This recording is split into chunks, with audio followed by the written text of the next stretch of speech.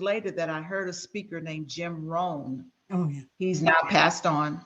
Yeah. And a lady named Terry Cole Whitaker in San Diego, that I began to hear a message of empowerment, that I began to hear a message that was so diametrically opposed to what I was taught in my Episcopalian background, which is a watered down version of Catholicism. Mhm.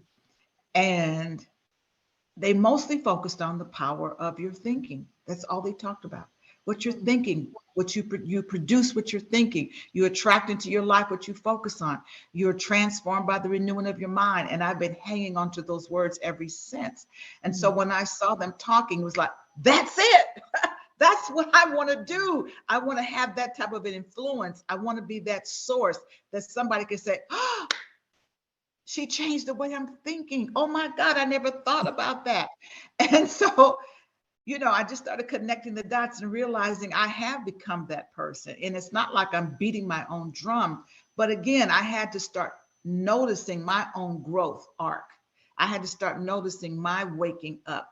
I started to notice the people's lives that were coming back to me and saying, Jewel, because of your books, I've written about 8 or 9 books. Jewel, because of what you said or what you posted, it woke me up. And that is the best paycheck for me, Isabel, when somebody has those aha moments. That is the best reward, because that's what happened to me. So that was a great question, because it was a slow stirring of my heart. It was a slow stirring of my purpose. That as the Bible says, stir up the gift, stir it up. And sometimes it's all stuck in the bottom of the pan and you got to stir it up, And when you stir things up, sometimes it doesn't make people around you happy, because they want you to stay at a level of comfort, because now they've got a question. Well, what am I doing with my life? Or who does she think she is?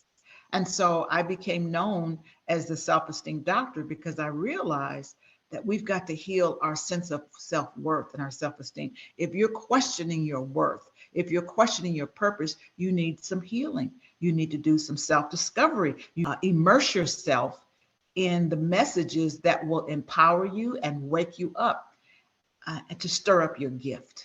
Sometimes many people are inspired because of their pain. They're inspired because of what they went through. They're inspired, like, I don't want to live the life my mother lived. I want to survive that rape. I want to survive that poverty. I want to survive that racism. I want to survive being obese and unhealthy and having no energy. I want to turn that pain of that divorce, that pain of rejection, I want to turn that into a purpose.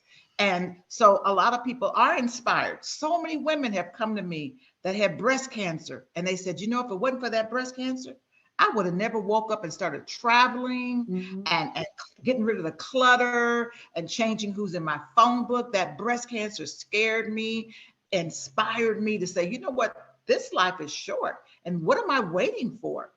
So I think it's a very healthy thing when people can turn their pain into a purpose and let it be that wake up call. But then there's some people, because I do a lot of counseling almost every day, one-on-one counseling through Zoom, especially because of the pandemic.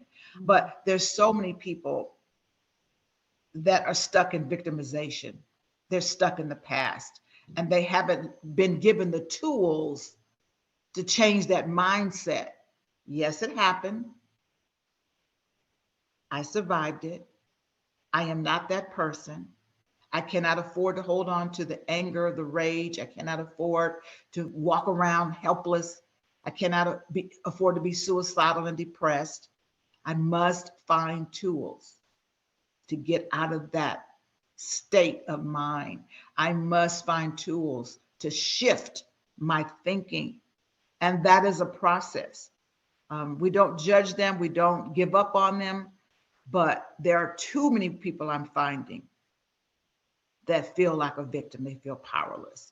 And so when you read about courageous women or you see them in a movie, look at the difference. When I was raised growing up, the men were always the hero. The men were the doctors and the teachers and the educators and the business people. Now you look at cartoons and you look at TV series, and now the woman is working. You've got Dr. McStuffins, you've got women heroes, you've got women in Wakanda that were strong and fearless. You got Disney has shifted the narrative where women don't have to be married to be happy, where women are not waiting on, they're not Sleeping Beauty waiting for somebody to kiss them to wake them up. They're not Rapunzel stuck up in a tower waiting for somebody to save them. The stories have shifted. And thank God they are. And it's not to dismiss men, but it's to say we've got to strive for equality. We got to strive to give women and little girls different options. You don't have to be married. You don't have to go to college. You don't have to stay in that state. You don't have to be depressed. You see, my mother passed when I was like, my mother passed when she was like 58. I was so enmeshed in my mother. She was my hero. She was everything to me. That when I became 58, there was a deep, deep subconscious expectation that I'm probably going to die at that age. And that year, I went to emergency room 3 times, and each time there was nothing wrong with me. And all of a sudden, I had a revelation. Jewel, stop it. Stop it. That is not honoring your mother. And there is power in your thinking. And there's mind over matter. My mind had to say, we're not going to go down that road. You do not have to die because that's the age she died. But it's amazing how things can happen to us and put us into this mindset that that's the way it's going to be. Oh, because mommy was unhappy, or because there was a divorce, or because there was addiction, because there were multiple births without a father in the life. That's going to be your story. It doesn't have to be. You don't have to be ashamed of it, but you don't have to repeat it. You can break the cycle. Oh, there was poverty, so you know what? Struggle is honorable. No, it's not. No, it's not. No, it's not. We can break that. Oh, well, you know, Uncle so-and-so was drunk, and, you know, so-and-so had mental illness. We never talked about it, so maybe I'm having the same thing. We've got information now. We live in an information age. We live in a time when there's information, there's tools available so that we can be transformed by information and inspiration and innovation.